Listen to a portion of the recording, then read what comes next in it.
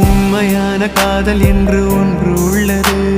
காலம் கடந்து போன பின்பு மண்ணில் வாழ்வது. காலம் எந்த கைப்பிடிக்குள் மாட்டிக்கொண்டது. காதல் என்னை விட்டு விட்டு எங்கு சென்றது? கடவுள் வந்து பூமி மீது வாழும் போதிலும் காதல் தோல்வியாகும் போது சாக தோன்றிடும்.